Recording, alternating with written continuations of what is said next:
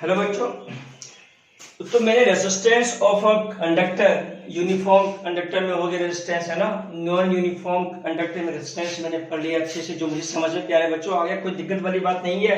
बच्चों का फीडबैक भी शानदार आया है, ठीक है।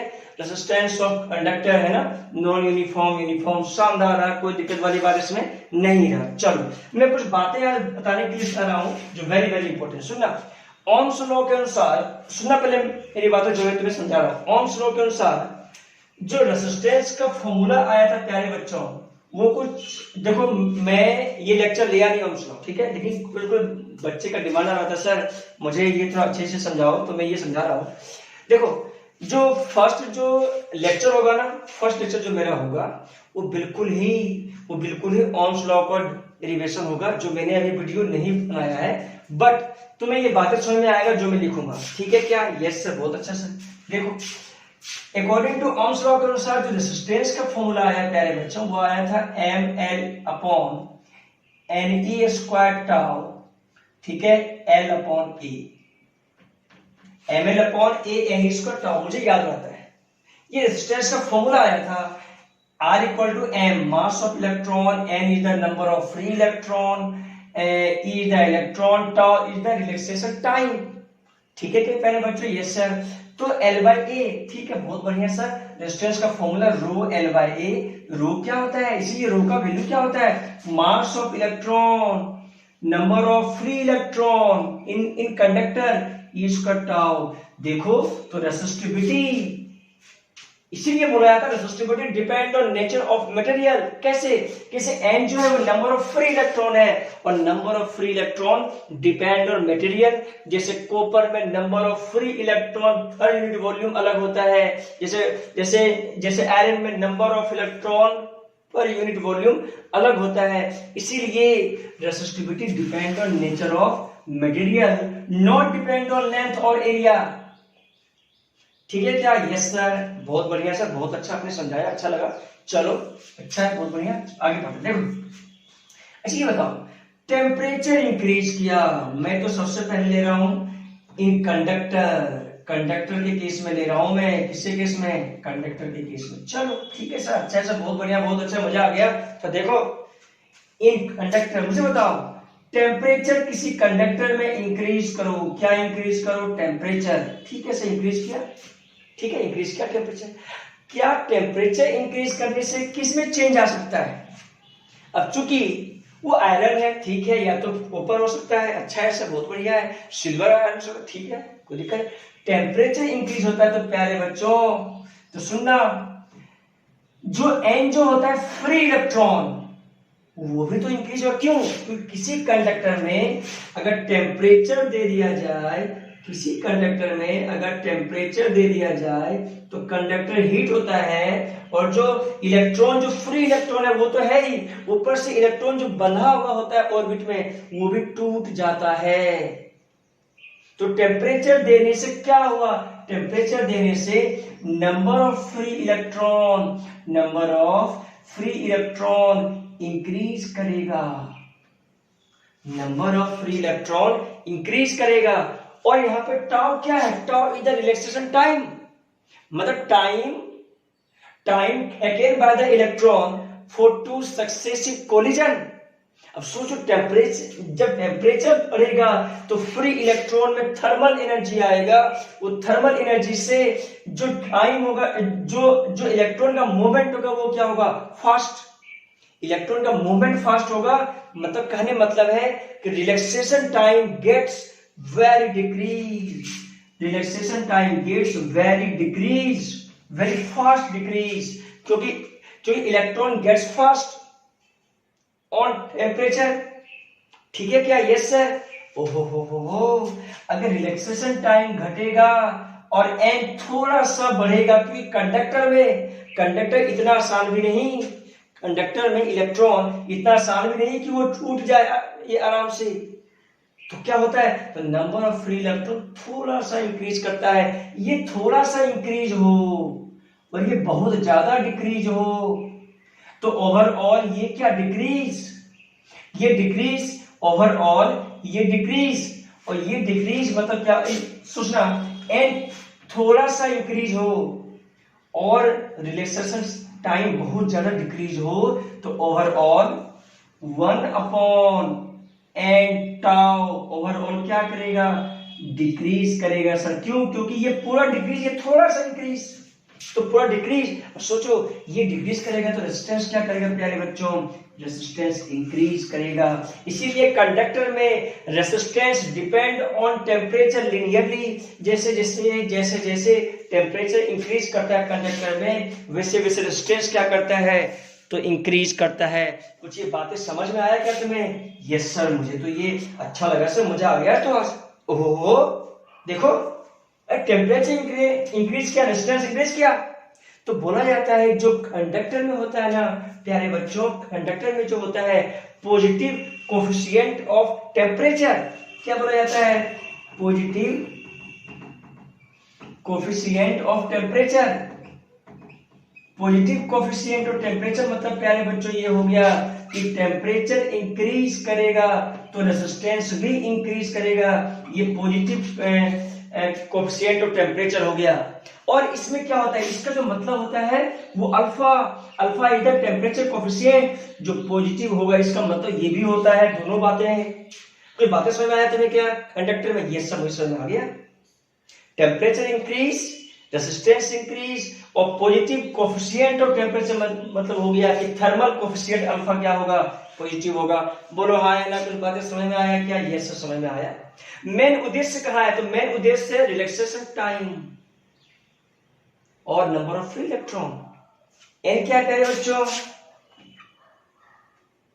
Number of free electron per unit volume, per unit volume.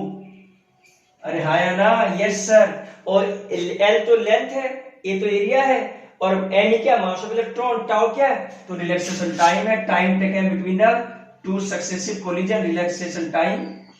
बोलो हाँ या ना? यस सर, बहुत बढ़िया सर। ठीक है क्या? तो प्यारे बच्चों अगर वही बात अगर मैं सेमीकंडक्टर लिया, क्या लिया, सेमीकंडक्टर। सेमीकंडक्टर का जो इलेक्ट्रॉन के बीच बॉन्ड होता है ना वो बहुत ही वीक होता है as compare to conductor. Conductor में इलेक्ट्रॉन के बीच जो बॉन्डिंग होता है बहुत ज्यादा स्ट्रॉन्ग होता है, लेकिन सेमीकंडक्टर में थोड़ा सा बॉन्डिंग वीक होता है। तो टेम्परेचर बढ़ाने से, इसमें टेम्परेचर बढ़ाने से नंबर ऑफ फ्री इलेक्ट्रॉन तो बढ़ेगा ही, नंबर ऑफ फ्री इलेक्ट्रॉन बढ़ेगा, पर रिलैक्सेशन टाइम इसके कंपैरिजन में थोड़ा सा कम बढ़ेगा, कम घटेगा। क्योंकि मुझे पता है कि सेमीकंडक्टर में भी फ्री इलेक्ट्रॉन होता है लेकिन बहुत कम मात्रा में होता है, ये बात अलग है। टेम्परेचर दिया तो उसमें कुछ एनर्जी आया, रिलैक्सेशन टाइम मतलब टाइम कोलिजन जो हुआ वो क्या थोड़ा सा कम होगा, लेकिन number of free electron gets higher, ज्यादा। इसमें उल्टा है देखो, क्योंकि जो इलेक्ट्रॉन के बीच जो बॉन्डिंग होता है ना वो बहुत ही वीक होता है, किसमें, सेमीकंडक्टर में। इसीलिए टेम्परेचर बढ़ाओगे तो नंबर ऑफ फ्री इलेक्ट्रॉन बढ़ेगा, ओवरऑल 1/n टाउ क्या हो गया प्यारे बच्चों, ये बढ़ेगा, ओवरऑल बढ़ेगा ना, क्योंकि ये छोटा सा घटेगा, ये बढ़ेगा बहुत ज्यादा, तो ओवरऑल बढ़ेगा।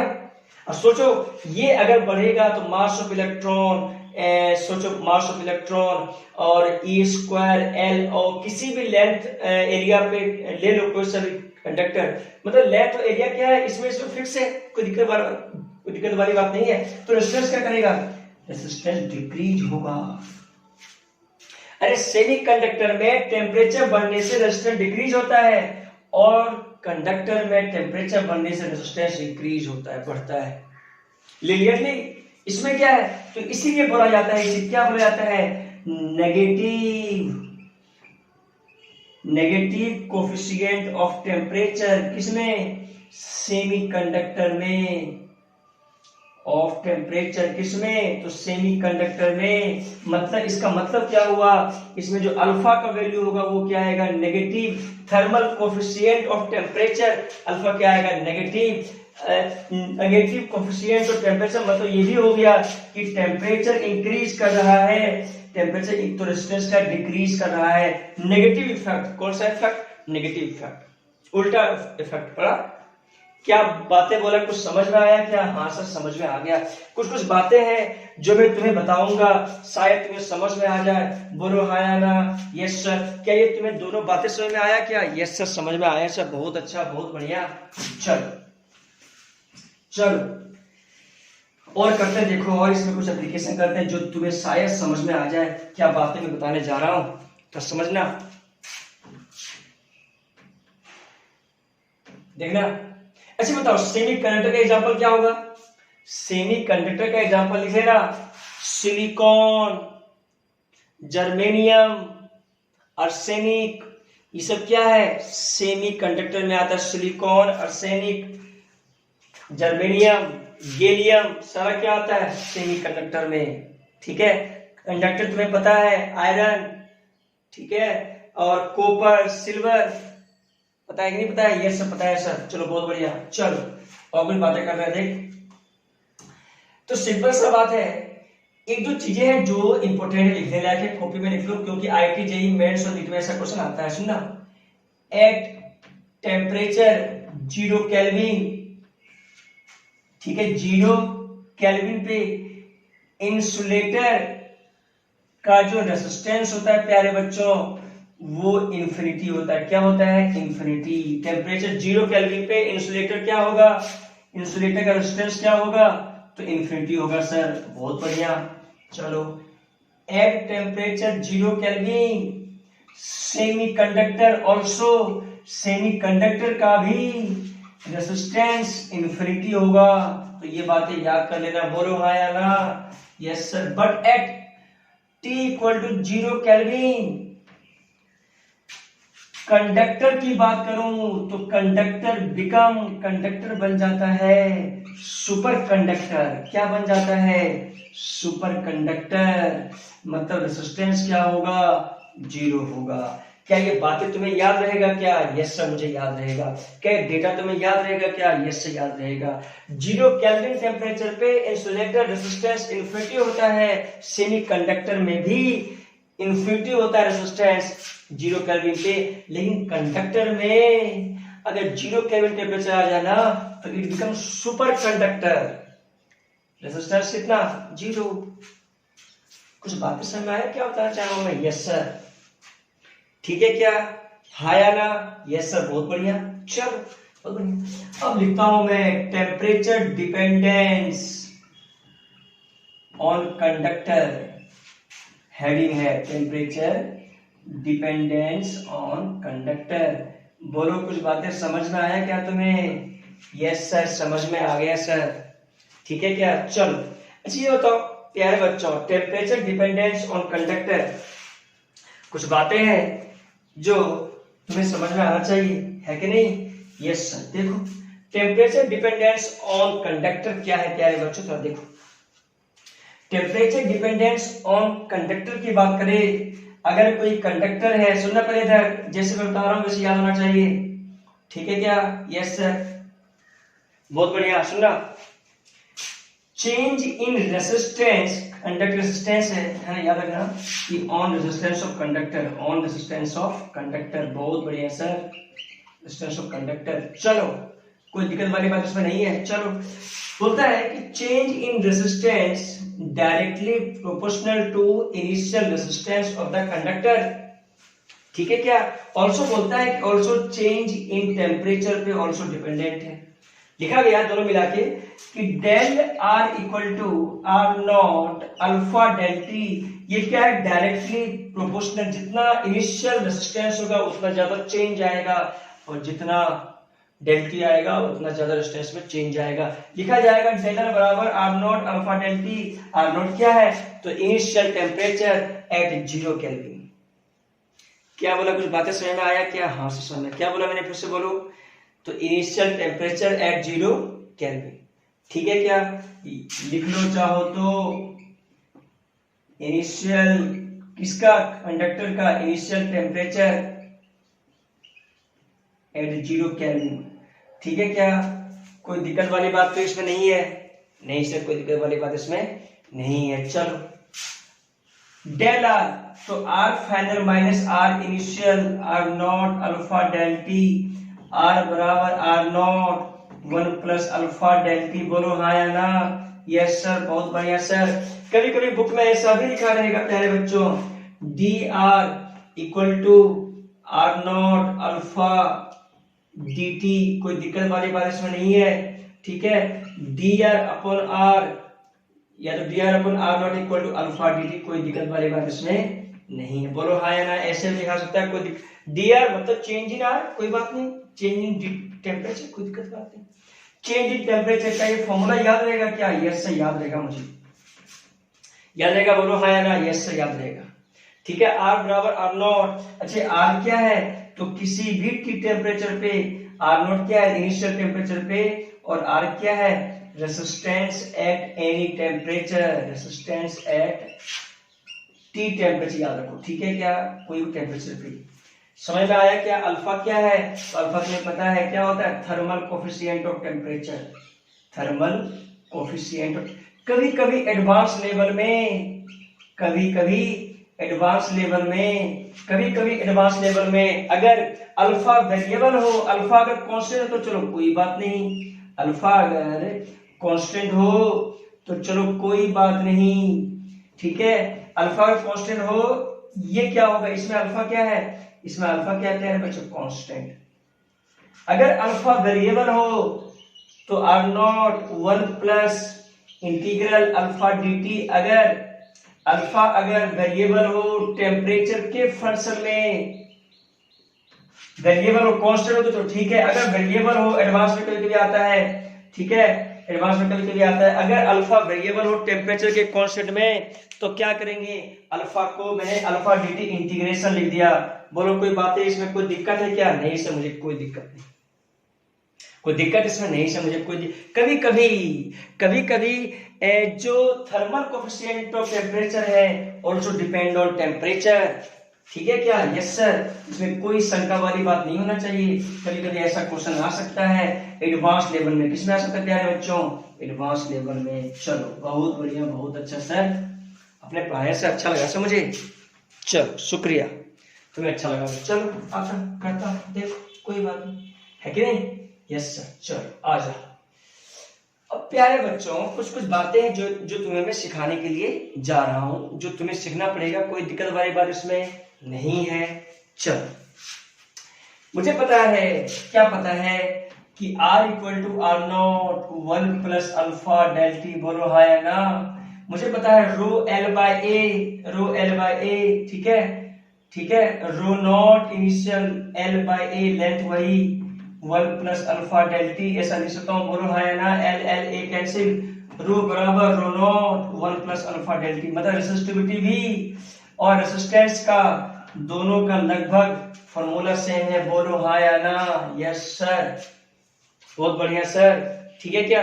अब इसमें क्या क्वेश्चन तुम्हें मैं बता सकता हूँ क्या? यस सर, मुझे इसमें क्वेश्चन बताओ जो एग्जाम में आता है, जो बच्चों से क्वेश्चन नहीं बनता वो बताओ सर। इससे तो क्वेश्चन सर मेरा बन जाता है, कोई दिक्कत ही नहीं। आर नॉट इनिशियल है, आर फाइनल टेम्परेचर है, चेंज इन टेम्परेचर तो आंसर आ गया, कोई दिक्कत वाली बात नहीं। लेकिन सर इसमें भी मुझे एक ऐसा एग्जाम्पल बताओ जो क्वेश्चन नहीं बनता है, ठीक है क्या? वो मैं एग्जाम्पल तुम्हें बताने के लिए जा रहा हूँ। एडवांस लेवल में भी एग्जाम्पल मैं बताऊंगा, थोड़ा सा एक सटीक सा एग्जाम्पल करता हूं मैं, जो शायद तुम्हें समझ में आ जाए। बोलो ठीक है क्या? Yes sir. चलो एक क्वेश्चन करता हूं मैं प्यारे बच्चों, इसमें एक क्वेश्चन मैं तुम्हें कर रहा हूं एग्जाम्पल, तुम इसे लिखना। बोलो हाँ या ना? Yes sir. देखो बोलता है कि the resistance of two wire, बोलता है क्वेश्चन क्या है सुनो, द रेजिस्टेंस, चाहो तो लिख लेना, the resistance of two wire A and B, दो वायर है, दो वायर है, एक का ए है और एक बी है, ठीक है क्या? बहुत बढ़िया। बोलता है दो वायर है ए और बी, दोनों का 20 डिग्री सेल्सियस पे, 20 डिग्री सेल्सियस पे इसका रेजिस्टेंस है 3 ओम और इसका भी 20 डिग्री सेल्सियस पे रेजिस्टेंस है 4 ओम, ठीक है क्या? Yes sir. अच्छा है सर, कितना? 3 ओम और 4 ओम, ठीक है। और बोलता है at what temperature will the resistance be equal, बोलता है कितने टेम्परेचर पे दोनों का रेजिस्टेंस इक्वल हो जाए। क्वेश्चन क्या है? At what temperature will the resistance equal, और बोलता है अल्फा जो है, अल्फा कोएफिशिएंट जो है ए का वो गिवन है 6 × 10⁻³ 3, ठीक है, केल्विन इनवर्स और बी का जो है प्यारे बच्चों वो गिवन है 2 × 10⁻³ केल्विन इनवर्स। ठीक है, क्या वर्ड समझ में आया क्या? Yes sir. बोलता है कि मुझे बताओ at what temperature will the resistance be equal. बोलता है कितने टेम्परेचर पे रेजिस्टेंस इक्वल हो जाएगा। ये बातें बोल रहा है। बातें समझ में आया क्या तुम्हें कुछ? यस सर, समझ में आ गया सर। चलो बहुत बढ़िया, बहुत अच्छा। चलो कितने टेम्परेचर पे इक्वल हो गया देखो। अच्छा ये बताओ इनिशियल टेम्परेचर कितना है 20 डिग्री, इसका भी कितना है 20 डिग्री, तो कितने टेम्परेचर पे रेजिस्टेंस इक्वल आएगा? तो मुझे बताओ resistance R A dash equal to resistance R B dash at any temperature. ठीक है क्या? Yes sir. R A dash what? तो R A 1 plus alpha A del T equal to R B 1 plus alpha B del T. बोलो कुछ बातें समझ में आया क्या? Yes sir. रेजिस्टेंस बोलता है कितने टेम्परेचर पे रेजिस्टेंस दोनों का इक्वल हो जाए। ठीक है, तो मैंने कितने टेम्परेचर पे रेजिस्टेंस इक्वल हो जाए, तो रेजिस्टेंस इक्वल हो गया कितने टेम्परेचर पे? सुनना, आर ए इनिशियल कितना है? तो 3 ओम है। देखो आर नॉट जो है वो इनिशियल रेजिस्टेंस है, हो सकता है वो टेम्परेचर पे गिवन हो। ठीक है, कोई दिक्कत वाली बात इसमें नहीं है। R A 1 plus alpha A, alpha A कितना? तो 6 × 10⁻³ del T change in temperature, change in temperature what? तो टी फाइनल, तो T final minus T initial 20 degree Celsius. बोलो बातें समझ में आया क्या तुम्हें? Yes sir. Equal to R B 4 1 plus 2 × 10⁻³ t-20। समझ में आया क्या? Yes sir. अब यहां से सॉल्व तुम कर सकते हो क्या? यहां से सॉल्व तुम कर सकते हो क्या? बोलो हाँ या ना। यहां से सॉल्व कर सकते हो क्या? हाँ सॉल्व कर सकते हो, सॉल्व कर लो।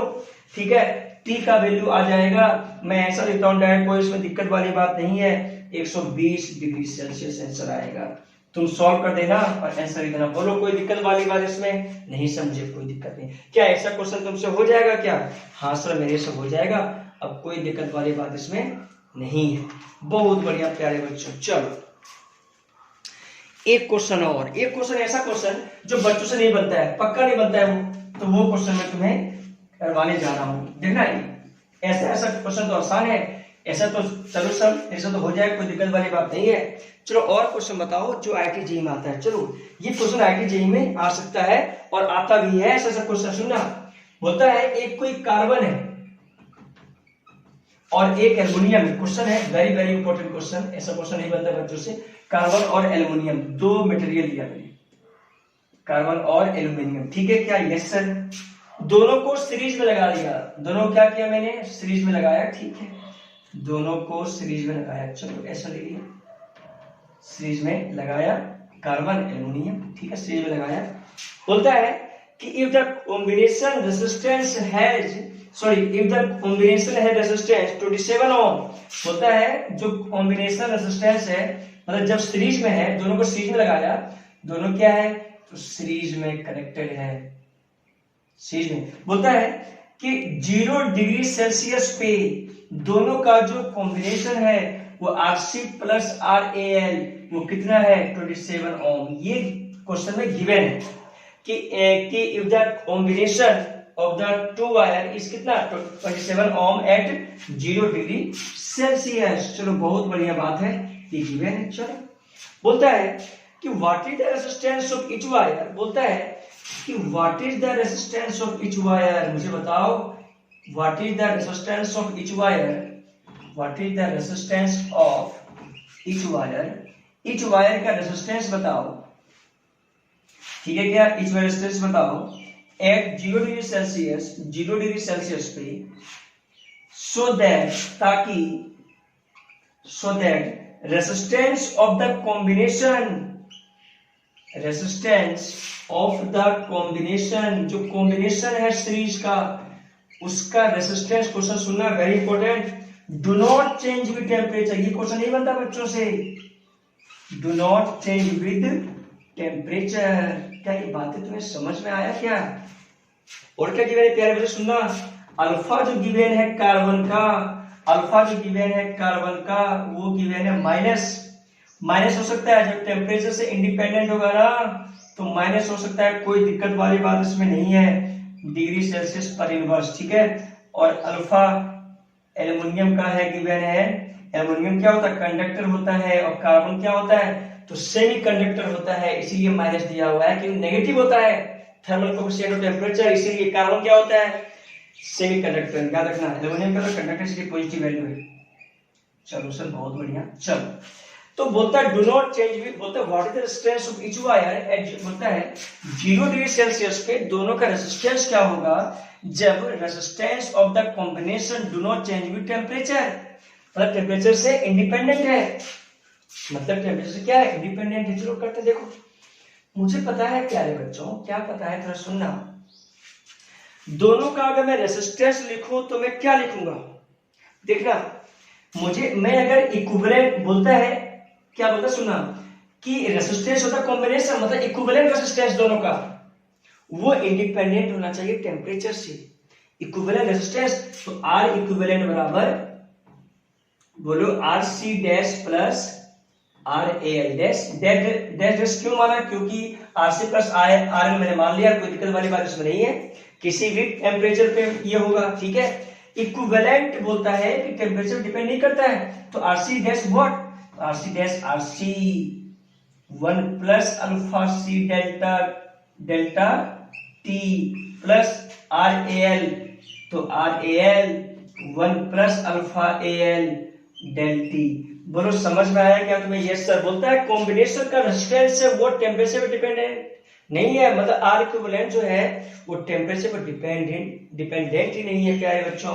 तो आर इक्विवेलेंट का क्या वैल्यू लिखोगे, देखो इधर, आरसी कितना है, तो आरसी प्लस ये और आर एल, तो इसको मैं सर देखो RC plus R A L, कोई दिक्कत इसमें नहीं सर, बहुत बढ़िया, प्लस ये हो गया। अब बचा आरसी अल्फा सी, तो RC alpha C plus R A L alpha A L into del T. बोलो तुम्हें बातें समझ में आया या नहीं आया? अरे क्या किया मैंने, इसको एक्सपेंड कर दिया, तो R C plus R A L, उसके बाद आर सी अल्फा सी, तो डेल टी कॉमन ले लिया, तो आर सी अल्फा सी और R A L alpha A L, ठीक है। बोलता है इंडिपेंडेंट ऑफ टेम्परेचर, कौन, तो कॉम्बिनेशन ऑफ द रेजिस्टेंस मतलब आर इक्विवेलेंट। तो ये इंडिपेंडेंट ऑफ द टेम्परेचर कब आएगा, जब ये वैल्यू, सुनना, इंडिपेंडेंट मतलब do not change with temperature, मतलब डेल्टी कांस्टेंट है, डेल्टी क्या कांस्टेंट, टेम्परेचर चेंज नहीं हो रहा है, क्या बोला समझ में आ रही है? Yes sir. तो del T should be zero, del T should be zero, क्योंकि do not depend on changing temperature. तो ये जीरो होने के लिए ये पूरा जीरो इंटू समथिंग जीरो, ठीक है। तो इसको लिखा जाएगा प्यारे बच्चों, ऐसा देखना कि R C alpha C plus R A L alpha A L C into del T equal to zero, क्यों, do not depend on temperature, del T क्या जीरो होना चाहिए, ठीक है। और बताओ R C plus R A L का value कितना है, 27 जो गिवन है, कोई दिक्कत वाली बात नहीं है, ये जीरो है तो ये जीरो पर something zero. R C alpha C, मुझे बताओ आर सी अल्फा सी का वैल्यू क्या है, वो गिवन है अल्फा सी माइनस 0.5 × 10⁻³ ठीक है, plus R A L alpha तो 4 × 10⁻³ इक्वल टू 0। -3 ले लो, कॉमन लोगे तो कैंसिल आओगे, तो उधर कर लो, तो आर सी 0.5 माइनस का equal to minus R A L into 4/10, 5 2 जाके माइनस कैंसिल, ठीक है, 4 2 जा 8, तो कितना आ गया, आर सी बराबर आ गया 8 आर ए एल। कुछ बातें समझ में आया क्या तुम्हें यार? ये सर समझ में आ गया सर। मुझे बताओ आर सी बराबर,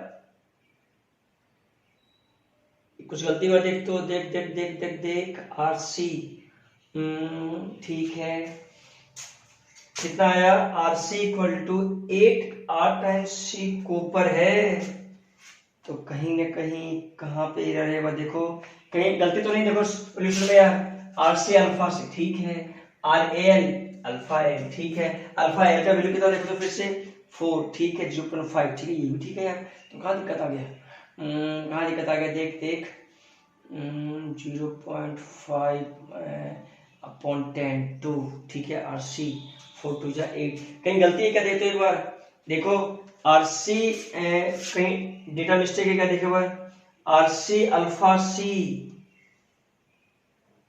अल्फा सी यू कॉपर यहाँ तो एल्यूमिनियम लिया है, कोई बात नहीं, इसी में गलती है, ठीक है। यहाँ पे क्या लिया, क्या है बच्चों, कॉपर लिया गया है, एल्यूमिनियम है ये, कोई दिक्कत वाली बात इसमें नहीं है, ठीक है।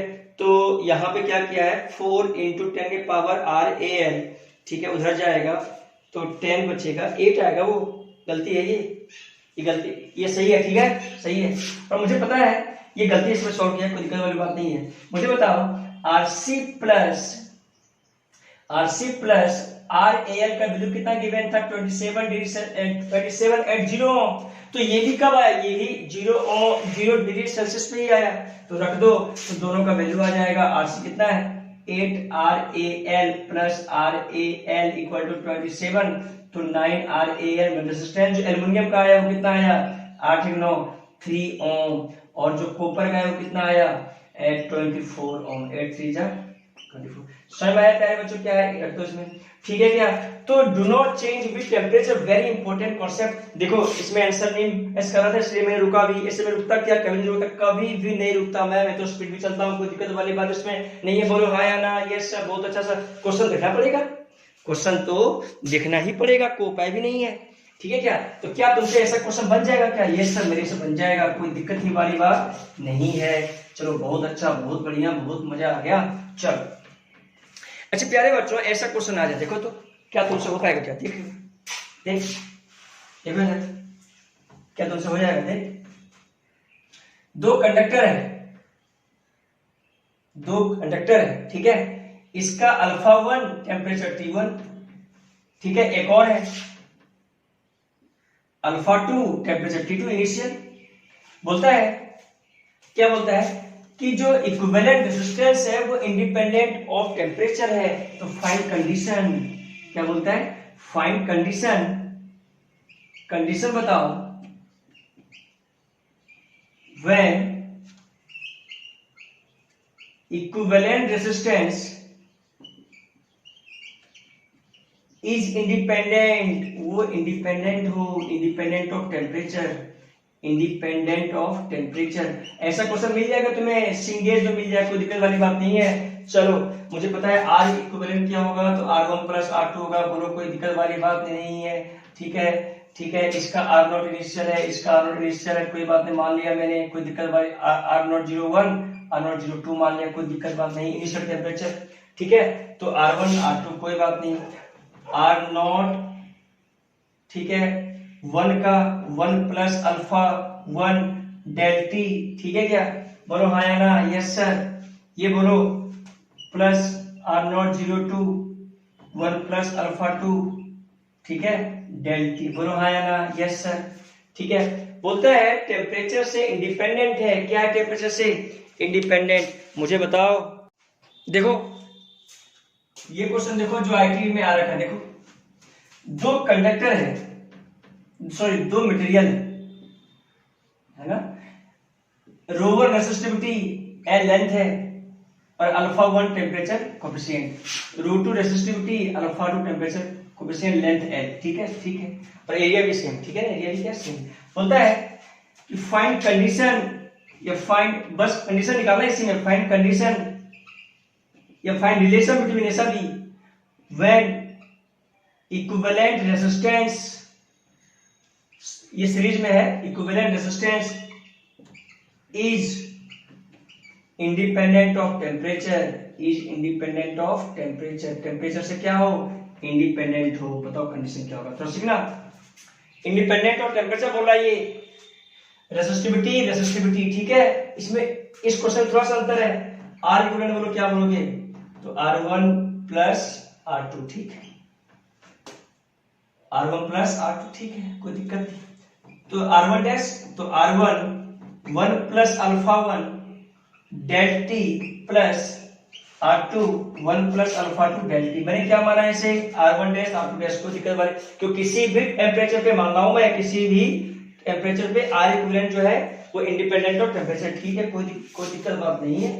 R1 बोलो तो R1 प्लस R2 एक साथ हो जाए, कोई दिक्कत वाली बात नहीं है। यहाँ बोलो और क्या बनेगा प्लस डेल टी कॉमन ले लो तो alpha 1 R1 plus alpha 2 R2 बोलो, कोई दिक्कत इसमें है क्या? नहीं से कोई दिक्कत नहीं। R1 प्लस R2 पता है कितना है?